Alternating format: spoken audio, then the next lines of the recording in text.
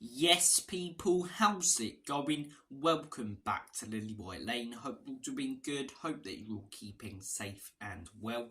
And I hope that you're all having a really good Wednesday, wherever you are in the world, and whatever you are planning to get up to today and over the rest of the week as a whole. And it is match day. Tottenham Hotspur versus Brentford at the Lane. Look, I get that it's called the Tottenham Hotspur Stadium officially, but it will always be the Lane. It's in the same place as the Lane. It is the bloody Lane. And Spurs are playing at the Lane tonight against Thomas Frank's Brentford. It won't be an easy game, but it'll be an easier game than the one earlier this season against Brentford. It's at our place. They're missing plenty of players coming into tonight's game, Brentford. And look, apart from Ivan Toney, to be honest, it's a championship team. It really is. No Mbermo, no Vissa. They're missing some crucial players in that team. So I do believe we'll go on and get the win tonight, and a massive opportunity tonight if we do to go back into the top four. An unexpected loss last night at Villa Park. I think that's their first loss at Villa Park. Aston Villa in like 20 games or something stupid like that since like February last year. So pretty much a year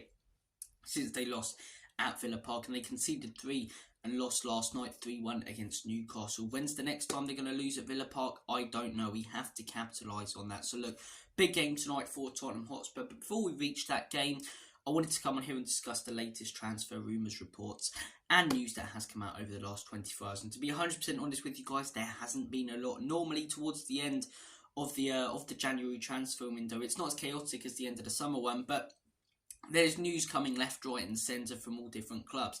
This January, not so much. No news Liverpool-wise, no news Man City-wise, no news Chelsea-wise. No one's really making any signings or selling any players that are important enough to make news, apart from academy players and reserves. So, to be honest, we're one of the only teams in that sort of top 8 in the Premier League that have actually brought in a few players and sold a couple in Hugo Lloris and Eric Dyer. But it looks likely we're not going to make any more signings. We heard Ange Postecoglou's press conference the other day where he said when it comes to incomings we're pretty much done, but could that have been a trick to fool people, and could we go in for a late swoop for a player that's been mentioned over the last 24 hours, Dominic Solanke? Is it paper talk, or is it true that Spurs are interested in making a late swoop for the Bournemouth striker for 50 million? I want to get your guys' thoughts and opinions on whether it's true or false. And if it is true, would you take Solanke at Spurs for 50 million? What price tag would you be looking at to bring the Bournemouth striker in? Or would you like to go in for someone else completely if we are looking for a striker? In my opinion, I believe this is paper talk. I believe we're only hearing it on the back pages of newspapers. You know, no credible sources such as DiMarzio or Fabrizio Romano have reported it. There's been a fair few sources that have reported it, but not the most credible and trusted ones in the football community. So look, I'm not sure that this is true. I think there's probably a 20% chance that it is, but if it is, I would say go in for Solanke. Yes, 50 million is quite a bit, but this guy is a great striker. I've heard a lot of people over the last 24 hours going, oh, Richarlison's a better striker than him. Really? This guy is a far better finisher than anyone we have at the club apart from Heung-min Son. Give him a few opportunities, he will take them.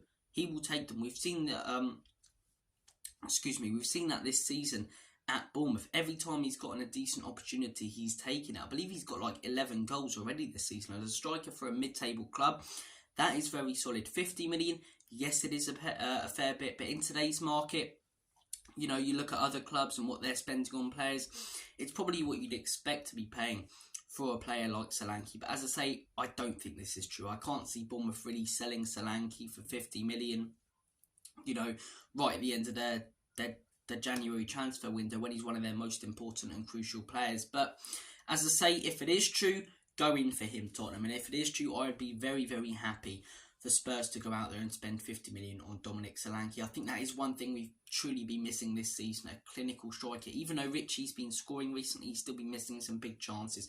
So many big missed chances this season from Spurs. Bring in Solanke, as I say, he'll put away those chances. Is he anywhere near the level of Harry Kane and a good enough replacement? No. But we can't, you know, look at the next out-and-out striker we bring in and go, oh, you know, they're not as good as Harry Kane. Because no one on planet Earth, in my opinion, is as good as Harry Kane when it comes to being an out-and-out clinical finisher and striker. But Solanke is very, very good. He's very, very solid. I believe he's only 25, 26 as well. A lot of stuff about Ivan Toney, I'd be very happy with that. But you'd probably have to pay about 80 to 90 million for Toney. And then he's 29 as well, so he's getting on a little bit. So If Spurs are going to go in for a player, it would be Solanke. Do I think we are going to go in for him and this paper talk is true? No. But would I be very happy if we did and signed the player? Yes, I bloody would. Yes, I bloody would. I think he's a really good striker. And look, played a crucial part in this sort of Bournemouth resurgence this season. They've been such a great team under Andoni Iraola. I've heard a lot of their fans at the beginning of the season, grunting and moaning about Iraola not doing a good enough job. And I saw what the guy did in Spain, and I was thinking to myself, just be patient. You're trying to rebuild the club. You're in a relegation battle last season. Gary O'Neill did a brilliant job, got you out of that. And yeah, you might be a little bit frustrated the club didn't give him another chance to prove themselves because he's top manager. But Iraola is a very, very good manager, and he's shown that in the Premier League. I think before they lost to us, they were on like a 10 or 11 game unbeaten streak, and their only 2 losses recently were against us away, which this season, I don't mean to be cocky about Spurs, but isn't an easy game whatsoever. And Liverpool at home. Liverpool are top of the league, 5 points clear if they win tonight against Chelsea. So, look, you look at the losses that they've had this season, or this season actually, to be honest. The only ones I can really remember from earlier in this season are losses to teams like Manchester City and Spurs and Arsenal and these top sides. They haven't lost a lot of games to the teams around them. So, look, Iraola's going to continue doing a good job. And I can see Solanke staying at that football club, to be 100% honest. But I'd love him at Tottenham Hotspur. Guys, comment your thoughts down below. Do we need a striker? Do we need any other positions? Look, I'd love to see Spurs go in for a striker. Let's say I was fantasy booking, basically. Put it in wrestling terms, what Spurs are going to do over the next few days. If I was manager, the 2 players I'd be looking at would be Dominic Solanke and Alfie Doughty. I think you're looking at that left-back position. If Destiny Udogie gets injured, you're relying on a right-back to fill in. And plus a right-back who is nowhere near good enough to be a Premier League player, in my opinion, let alone a top, 6 Premier League player and Champions League player, which we're hoping he will be next season.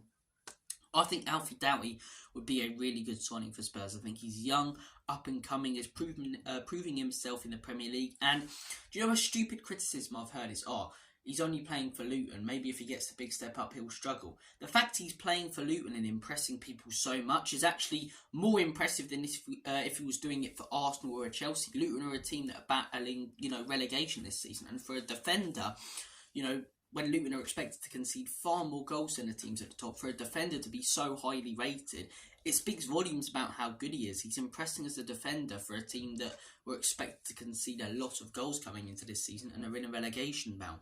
I think he's young, he's an exciting player, he's a great crosser of the ball as well. That is one thing we are missing from the right-hand side, I suppose Pedro Porro, but from the left, as I say, we haven't got that much crossing ability. Alfie Doughty can offer, maybe not quite to the level of Perisic, but very close. I think he's a really good crosser of the ball. He's energetic, dangerous player. He's a player I'd love to see Spurs go in for and make a late sweep. And to be honest, I think that could be realistic. Yes, he's important to Luton and they're in a relegation bout, but I think 20 to 25 million, we could probably get him. That's a deal I think is possible if Spurs did go in for him, but there's no talk on that one. That's just me, coming up with players that I'd like to see Spurs sign. The only real rumour going around now is Dominic Solanke. Nothing on Pierre Morhuipier. Brian Hill to Brighton. That's another rumour going around, as I say. Hopefully it's not on loan, because that is one thing, right?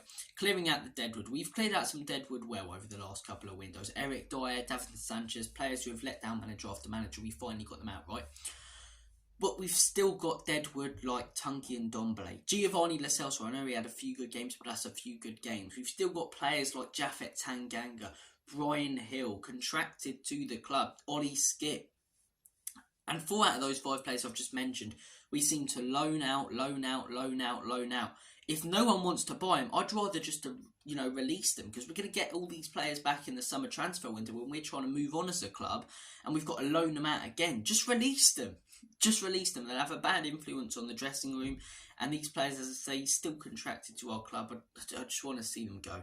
I just want to see them go, to be 100% honest. That is one thing we need to do, maybe towards the end of the season, clear out some deadwood. Hopefully Brighton sign Brian Hill instead of loaning him out. Look, he might work out in Brighton. He might work out in that system of De Zerbi, but for me, he's too lightweight for the Premier League. He's a skillful player, but I don't think he's good enough. But look, that is your latest transfer rumours, reports and news. Mainly rumours today. Dominic Solanke, Brian Hill. Comment your thoughts down below on that and my suggestion of Alfie Doughty and any players you guys would like to see Spurs go in for and make a late swoop for at the end of the January transfer window. Thank you for watching this video. We'll have a match reaction out about half an hour to an hour after the game tonight, so stay tuned for that. Take care of yourselves, all the best, have a smashing day, and as always, Enoch can leave you out in Big Andrew Trust. Come on, you Spurs.